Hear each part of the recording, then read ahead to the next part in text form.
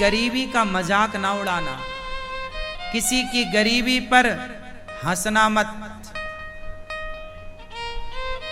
किसी की मजबूरी पर भी मत हंसना, क्योंकि यदि आप हंसे तो जो मजबूरी आज उसके सामने है, कल वो मजबूरी आपके सामने आकर खड़ी हो जाएगी। जो हालात उसके हैं वो हालात आपके बनने में देर नहीं लगेगी। मैंने रंक को राजा होते देखा है और राजा को रंक होते देखा है। ये उम्र ना अनुभव सीखने की उम्र है। स्कूल कॉलेज से ज्यादा हम लोगों ने जीवन के अनुभव में सीखा है। जो हमारा जीवन सिखा सकता है वो कोई यूनिवर्सिटी नहीं सिखा सकती। जो हालात सिखा सकते हैं, जो गरीबी सबक देती है ना मेरी माँ, वो कोई कॉलेज नहीं सिखा सकता, कोई प्रोफेसर नहीं पढ़ा सकता। जो गरीबी पढ़ा देती, हाँ या ना? इसलिए ईश्वर ने यह गरीबी बनाई है। समय तो सबका बदलता है। राम अयोध्या के राजमहलों में रहने वाले, पर समय बदला तो नंगे पांव जंगल जाना पड़ा। गुलाब की पंखुड़ियों पर चलने वाली माता सीता, समय बदला तो जंगल की लकड़ियों को काटना पड़ा। लव कुश को अकेले पाल पोस कर बड़ा करना पड़ा। हालात क्या नहीं कराते, मजबूरी क्या नहीं कराती, समय क्या नहीं कराता। इसलिए समय का दुरुपयोग ना करो, सीखो। हर दिन हमें कुछ सीखना चाहिए, हर समय हमें सीखते रहना चाहिए, लोगों का अनुभव लेते रहना चाहिए। एक उम्र का अनुभव होता है साहब।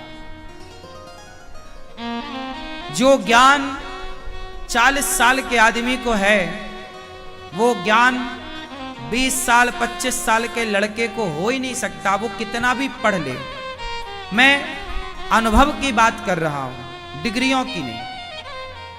कि अनुभव जो है वो एक टाइम के साथ आता है, एक समय के साथ आता है। और अनुभवी व्यक्ति सब नहीं होते। याद रखना, उम्र बढ़ना अलग है और अनुभव बढ़ना अलग है। जरूरी नहीं है कि आपकी उम्र बढ़ रही है तो अनुभव बढ़े। कुछ लोगों की उम्र तो बढ़ती है, अनुभव नहीं बढ़ता। अनुभव किनका बढ़ता है? जो हर हालात से गुजरते हैं, जो हालातों से गुजरे ही नहीं, उनका अनुभव तो जो 2015 में था वही 2024 में है।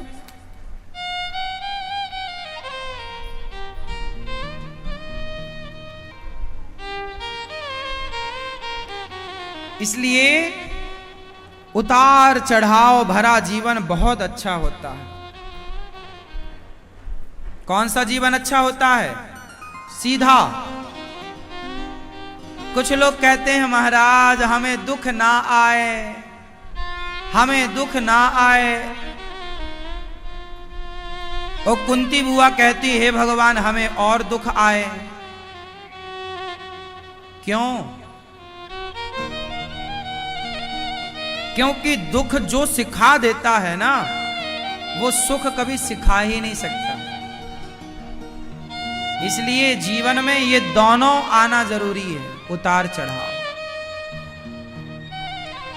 दुख व्यक्ति को मजबूत करता है, सुख व्यक्ति को कमजोर करता है। हाँ या ना? दुखी होंगे आप तो शारीरिक और मानसिक दोनों रूपों में आप मजबूत होंगे, और सुखी होंगे तो शारीरिक और आज मानसिक बीमारियां गरीबों को नहीं है। आज मानसिक बीमारियां गरीबों को नहीं है, मजदूर को कोई मानसिक बीमारी नहीं है। सारी मानसिक बीमारियां अमीरों को है। हाँ या ना? शारीरिक बीमारियां गरीबों को कम हैं, अमीरों को ज्यादा है। हाँ या ना? क्यों? क्योंकि गरीबी व्यक्ति को मजबूत बनाती है शारीरिक और मानसिक दोनों रूपों में, और अमीरी तुरंत आपको खोखला करती है। ये बड़े बड़े महलों के बड़े बड़े हाथी सब देखने के हैं, आदमी अंदर से खोखला है। बाहर से बड़ा महल है, बड़ी गाड़ी है, अंदर झांक कर देखो सब खोखला है, दिखावा है। ये जिस गाड़ी पे ये घूम रहा है ना, ये बैंक के कर्जे में है, पागल बना रहा है। इतना बड़ा बंगला बनाया है, लोन लिया है, चुका चुका के मर रहा है। अब वो तो रो नहीं रहा किसी के सामने, नहीं तो लोग कहेंगे वाह ऐसे रो रहे हो, तो वो आंसू भी पी रहा है। अब चुकाया जा नहीं रहा है, बैंक बाद में क्या करती है, नीलाम करती है। कहावत है ना, कर्जा लेके घी पीना। कुछ लोग कर्जा लेके घी पीते हैं, समझदार नहीं है वो जो कर्जे का घी पिए। बड़े बुजुर्गों ने कहावत कही है, जितना पांव है उतनी चादर, जितनी चादर है उतना पांव पसारो। यदि जरूरत से ज्यादा पांव पसारोगे तो चादर के बाहर जाएगा। कर्जे में डूबोगे, मानसिक तनाव बढ़ेगा, डिप्रेशन बढ़ेगा, और आपका शरीर खराब होगा डिप्रेशन से, मानसिक तनाव से। कोई इलाज नहीं होगा फिर। इसलिए फ्रैंकली जिंदगी बिंदास आनंद से जिया करो। उसके लिए क्या चाहिए? हालातों से लड़ना सीखिए। भगवान से ये मत कहा करो हे भगवान हमारे जीवन में दुख ना आए, कहो हे विधाता हमारे भाग्य के सारे दुख हमें दो। पर जब दुख देना तो उन दुखों से लड़ने की शक्ति आप कृपा करके दीजिएगा, हम उन दुखों से लड़ सकते। भागे ना उन हालातों से, भागे ना, डट के उनका सामना करें, वो शक्ति दो और हमारे किस्मत का दुख आने दो, हम तैयार हैं लेने को। कब तक इग्नोर करेंगे दुखों को? वो दुख भी जो तुम्हारी किस्मत में है वो भी तुम्हारा ही बोया कांटा है। जो जैसा करेगा वो वैसा भरेगा। ये जो कर्मों की खेती है ना, ये कर्म कभी पीछा नहीं छोड़ते। आप यदि आपका समय यदि अच्छा है तो ये आपके पुण्यों का फल मिल रहा है, और आपका समय बुरा है तो ये आपके पापों का फल है पाप और पुण्य, बाकी कुछ नहीं। इसलिए हम कहा करते हैं दोष ना दो किसी को कि तुम्हारे कारण दुख मिला, तुम्हारे कारण।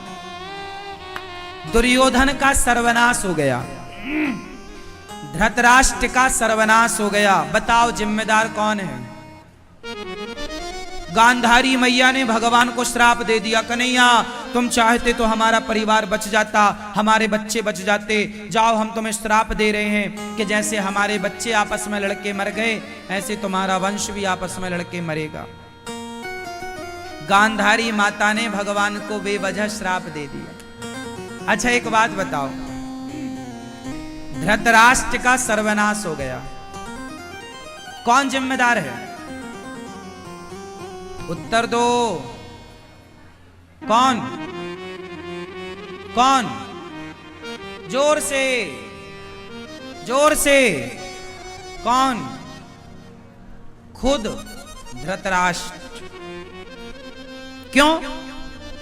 क्योंकि धृतराष्ट्र तो राजा थे ना, और राजा के सामने एक महिला के कपड़े उतारे जा रहे थे द्रौपदी के, वो चिल्ला रही है बचाओ, तब तुम्हारे कान में आवाज नहीं गई? बहरे हो गए थे तब तो तुमने रुई डाल रखी थी कान में, सुनेंगे नहीं? जब एक सभा में एक नारी का अपमान किया जाएगा तो भोगने को तैयार रहना।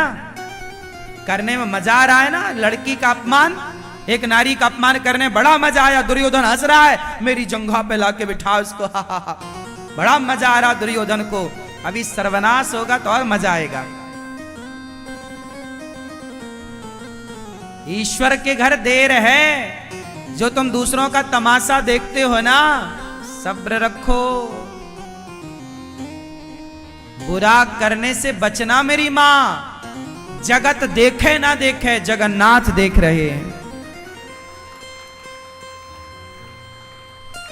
देर लगेगी, 14 साल लग गए, 15 वर्ष लग गए दुर्योधन के सर्वनाश होने में, पर हुआ। द्रौपदी की साड़ी जिस दिन उतारी गई, उस दिन से, उस तारीख से 15 वर्ष के अंदर दुर्योधन का सर्वनाश हो गया। 13 साल का तो वनवास था पांडवों का, वो 13 गिन लो। 1 साल बात समझाने में, बनाने में लगी, शांति दूत बनकर गए, तैयारियां युद्ध की हुई।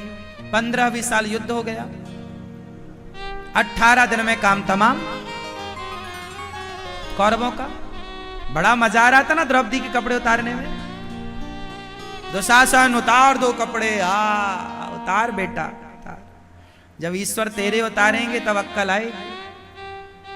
ये इतिहास के पन्ने पूजा करने को नहीं है, जो तुम महाभारत और गीता की पूजा करती हो मेरी मां।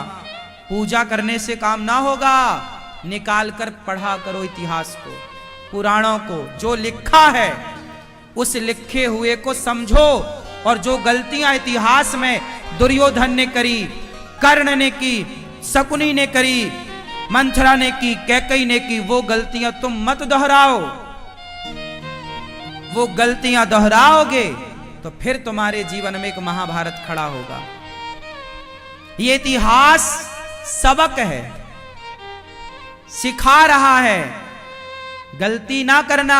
आजकल के लड़के क्या कर रहे हैं, लड़कियों को कुछ लड़के छेड़ रहे हैं। इन लड़कों को जरा बताओ कि रावण ने छेड़ी थी, सर्वनाश हो गया। तुम्हारी औकात क्या रावण से ज्यादा है? इतिहास से तुमने कुछ सीखा नहीं? कुछ लोगों के पति लोग, पत्नी है बढ़िया सुंदर, दया जैसी पत्नी मिली, शिष्टाचारी जेठालाल को, फिर भी वो बबीता को ताक झांक करता रहता है। समझाओ जेठालाल को। रावण को भूल गए क्या?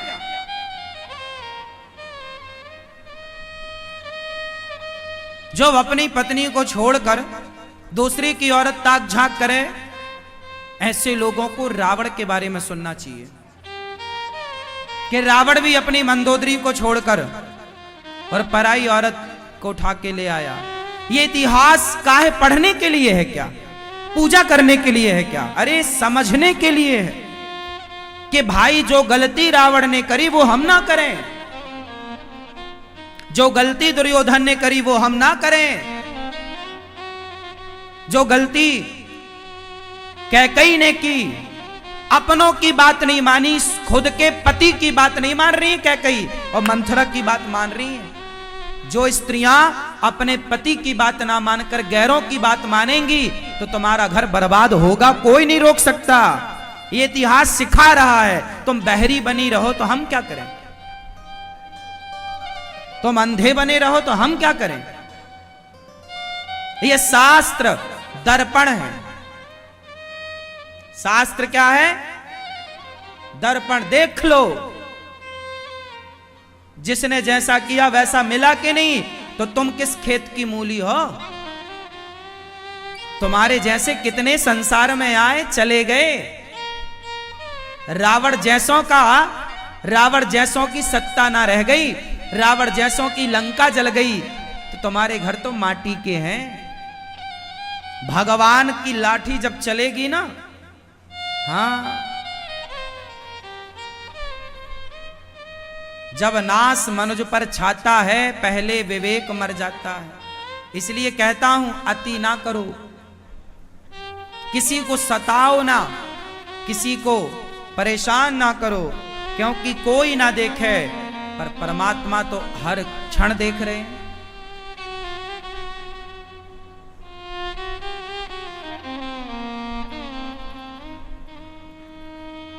हमारे शास्त्र कितना बढ़िया मैसेज देते हैं, कितनी बढ़िया सबक देते हैं। सीख लो बेटा, एक अच्छे इंसान बन जाओ। राम, देखो इतिहास में दो लोगों का नाम है, राम का और रावण का। अब ये आपको चयन करना है कि आपको रावण जैसा बनना है या राम जैसा। इतिहास में दो नाम है, अर्जुन का और दुर्योधन का। अब आपको अर्जुन की तरह बनना है या दुर्योधन की तरह। इतिहास में दो नाम है, कैकेयी के और मंथरा के। अब आपको मंथरा की तरह बनना है, कैकेयी की तरह बनना है या कौशल्या जी की तरह बनना है। इतिहास भरा पड़ा है अच्छे लोगों से और बुरे लोगों से। ये इतिहास चाणक्य से भरा पड़ा है, चंद्रगुप्त मौर्य से भरा पड़ा है। ये चाणक्य, ये इतिहास आक्रांता, अकबर, हुमायूं और बाबर जैसे लोगों से भरा पड़ा है। अब ये तो आपको डिसाइड करना है कि आपको बनना क्या है। अकबर बनना है, बाबर बनना है या महाराणा प्रताप, शिवाजी बनना है। ये तो आपका निर्णय होगा। इतिहास तो भरा पड़ा है। इतिहास बहुत कुछ कह रहा है, तुम ना समझो। इतिहास की भाषा कैसी है? गंभीर है। इतिहास की भाषा गंभीर है भैया। उस गंभीरता को समझने के लिए आपका गंभीर होना आवश्यक है।